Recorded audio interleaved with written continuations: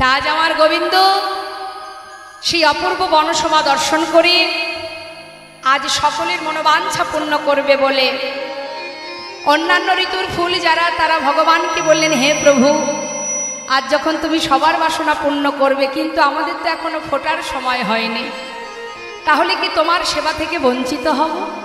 তাই প্রভুর কৃপায় 6 ঋতুর ফুল একসঙ্গে ফুটে উঠেছে। আর সেই অপূর্ব বনশোভা দর্শন করে প্রভু আমার সবার মনোবাঞ্ছা পূর্ণ করবেন বলে এবার তিনি মুরলীর ধ্বনি করলেন, বাঁশি বাজালেন, মহাজন পদাবলিতে বললেন, দেখো দেখো আহা হে রাত রাতি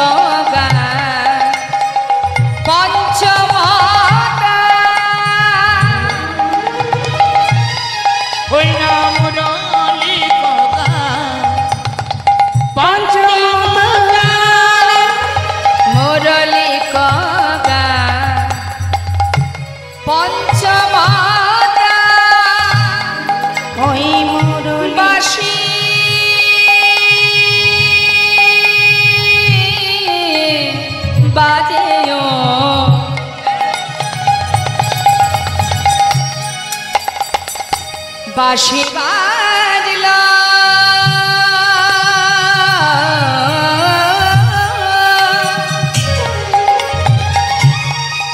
বৃন্দাবনে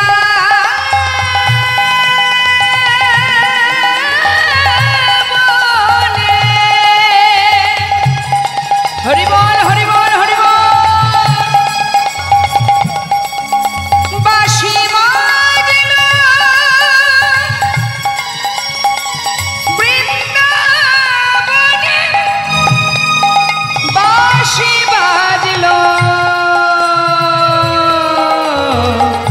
বৃন্দাবনে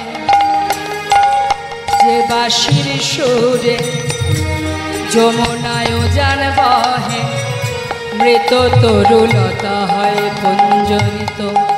বাঁশি বাজল বৃন্দাবনে, বাঁশি বাজল বৃন্দাবন, বাঁশি বাজল বৃন্দাবনে। মুরলী গোপাল পঞ্চমতায়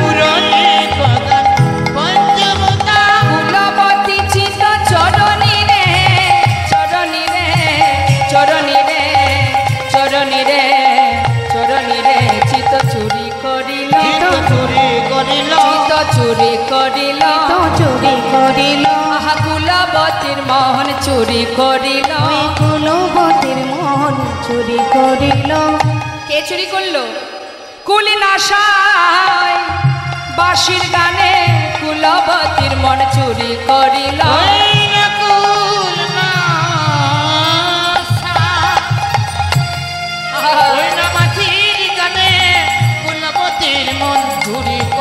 কুলি নাশায় বাঁশির গানে সকলে ছেড়ে ধেয়ে চলিল কুলি হরে বল হরে বল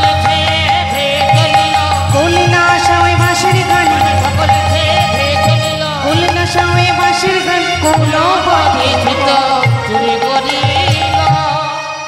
কুলনাশা বাঁশি বাজলো যাদের উদ্দেশ্যে বাজলো তাদের মন চুরি হয়ে গেল তা আমাদের একটু জানতে হবে যে গোবিন্দ যে বাঁশি বাজালেন তিনি যে বাঁশি বাজালেন কাদের উদ্দেশ্যে বাজালেন বৃন্দাবনের গোপী যারা তা গোপী কারা বৃন্দাবনে কারা গোপী হরি বল তাহলে আমরা গোপী আপনারা গোপী হবে না বাজালেন যাদের উদ্দেশ্যে তারা শুনলো তারা জানলো ঘর ছেড়ে ধেয়ে চলল ওই কুলনাশা বাঁশি শ্রবণ করে তা আমাদের জানতে হবে মা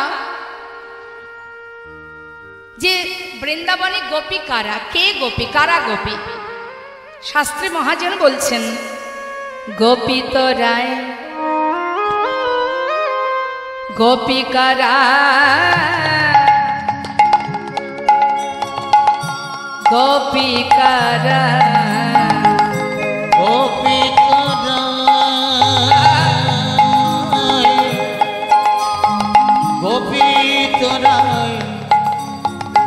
গোপী কারা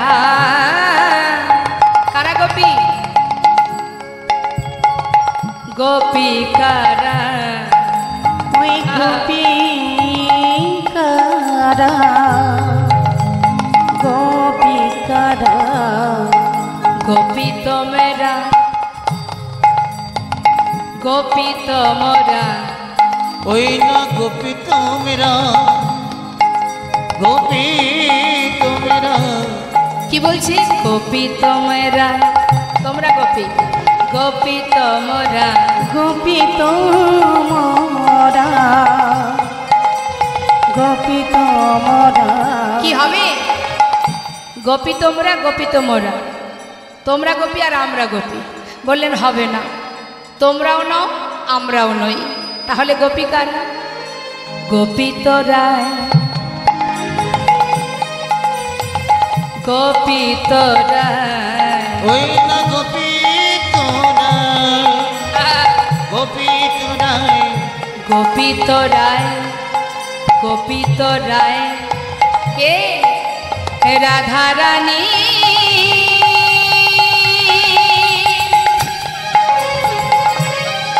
গোপী রাধা রানী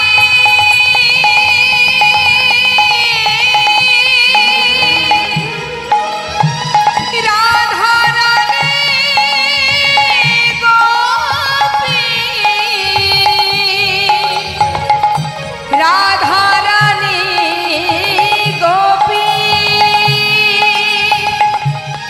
রয়াকার ধয়াকার কি হয় যদি ঘুরিয়ে দিই ধয়াকার রয়াকার শাস্ত্রে মহাজন বললেন ওই ধারায় তবে গোপীনাথী ধারায় তবে গোপীনাথী ধারায় তবে গোপীনাথী ওই ধারায় তবে গোপীনাথী এই বৃন্দাবনে যাহা বটে ধারায় তবে গোপীনাথী এই বৃন্দাবনে যা বটে ধারায় তবে গোপীনাথী রয়াকার ধয়াকার রাধা ধয়াকার রয়াকার ধারা শাস্ত্রে বললেন গোপিত রায় গোপিত রায় রাধা রানী গোপী যে নাকি বৃন্দাবনে হা কৃষ্ণ গোবিন্দ বলে যে জন নয়ন ধারায় বক্ষধারা তার ভেসে যায়।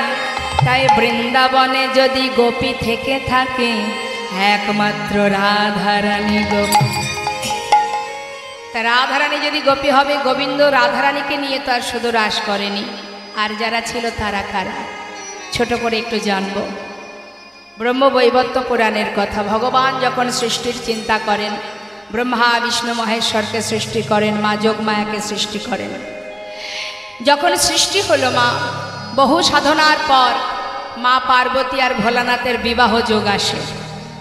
এই বিবাহ যোগকে পৌরোহিত্য করেন প্রজাপতি ব্রহ্মা। এখন প্রজাপতি ব্রহ্মা যখন বিবাহ যোগ্য আসনে বসেছে, দুই পাশে বসে আছে, একদিকে মহাদেব দেবাদিদেব মহাদেব, আর একদিকে মা পার্বতী। মা পার্বতীর রূপ দর্শন করে ব্রহ্মার কাম শক্তির উদ্ভব হয়। ব্রহ্মা নিজের লজ্জাকে চরিতার্থ করবার জন্য গঙ্গার পাড়ে গিয়ে বালুরাশিতে শুক্র স্খলিত করে ভালো করে সেটাকে বালির মধ্যে মিশিয়ে দিচ্ছে। ভগবান বলে উঠলেন, ব্রহ্মা, তোমার এই কর্মটি কেউ দেখুক বা না দেখুক, আমি তো দেখেছি। তাই আমার কৃপায় ওই শুক্র থেকে 60,000 বালকুল্য মনি ঋষির জন্ম। তাহলে এরা উদ্ধার হবে কবে? না, আমি যখন রাম অবতারে ত্রেতা যুগে সীতাকে উদ্ধার করতে যাব, তখন আমি ওদের উদ্ধার করব, মুক্তি দেব। নৈমিষারণ্যে হেট মুন্ডে ঊর্ধ্বপদে তারা সকলে মিলে সাধনায় বসলেন, সেই 60,000 বালকুল্য মনি ঋষি। যখন তারা সবাই সাধনা করছে মা, এদিকে প্রভু রামচন্দ্র মা সীতাকে হারিয়ে যখন বনের ভিতরে হা সীতা বলে পাগলের ন্যায় ঘুরছে, ঠিক সেই সময় 60,000 বালকুল্য মনি ঋষি তারা প্রভুকে দর্শন করে মনে মনে ভাবলেন যে প্রভু কি নারীকে বেশি ভালোবাসে? প্রভু যদি নারীকে বেশি ভালোবাসে, একটি রমণীর জন্য প্রভু যেমন পাগলের ন্যায় ছুটছে, তবে আজ থেকে আমাদের মনে বাসনা, আমরা নারী দেহ পেতে চাই। একটি রজনীতে যদি নারী দেহ লাভ করতে পারি, আমরা একটি রজনীতে তাকে পতিরূপে লাভ করব, এটা তাদের মনে বাসনা। যদি আমরা নারী দেহ পাই, একটি রজনীতে হলেও তাকে আমরা পতিরূপে চাই। এদিকে কি হলো? ভগবান প্রভু রামচন্দ্র সকলের সাধনায় সন্তুষ্ট হয়ে বলে উঠলেন, সকলকে বললেন, বলো তোমাদের সাধনায় আমি সন্তুষ্ট। হে মনি ঋষিগণ, কি বর চাও তোমরা? বলে উঠলেন, হে প্রভু, আমাদের মনে কি বাসনা জানো? আমরা কি চাই জানো? ওগো ভগবান,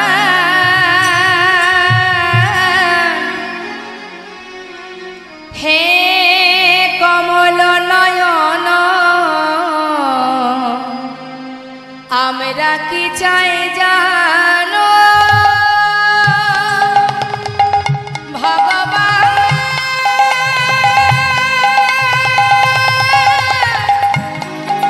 হে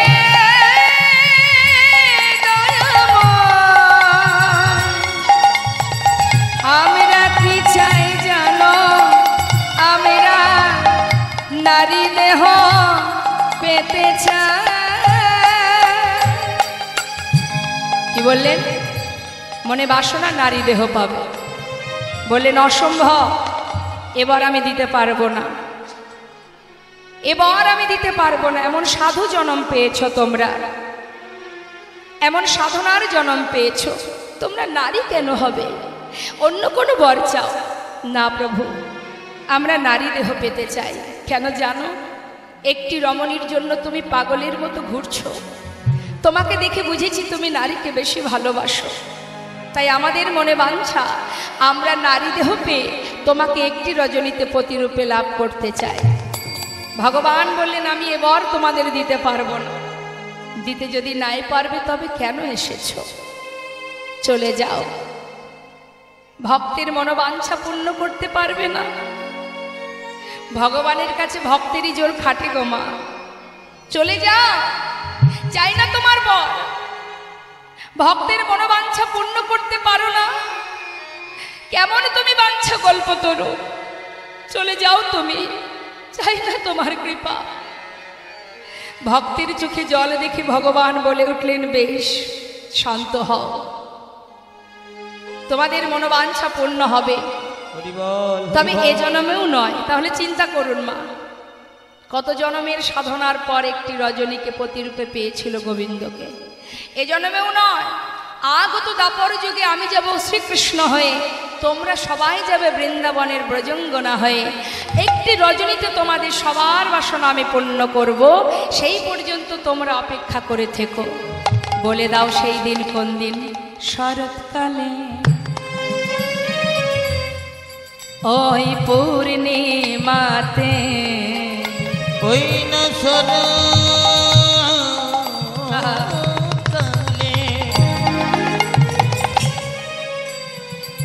পূর্ণিমাতে আমি বাজাবো বাঁশি, তুমি থেকো কান পেতে। শরৎকালে ওই পূর্ণিমাতে আমি বাজাবো বাঁশি,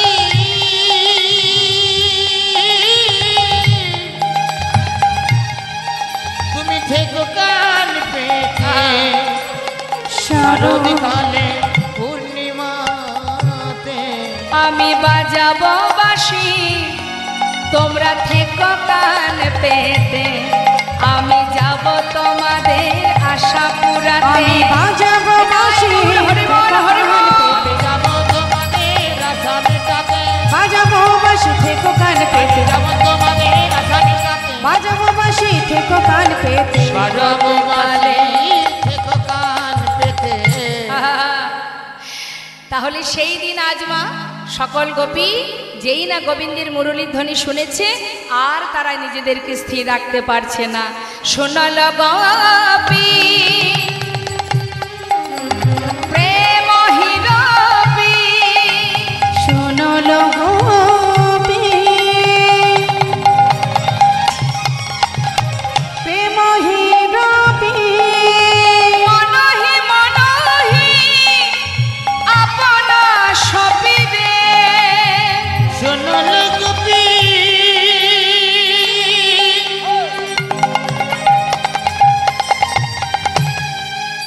ওই প্রেমহীরূপী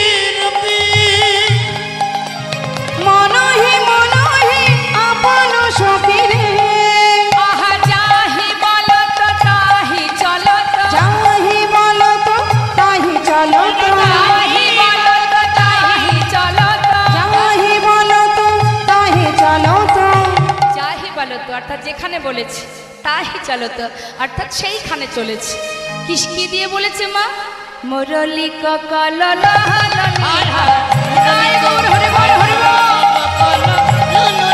আহারে আহারে আহারে আহারে। যাচ্ছে সবাই গোবিন্দ দর্শনে, গোবিন্দকে সেবা দেবে বলে, কিন্তু যাওয়া বললে তো আর যাওয়া হয় না।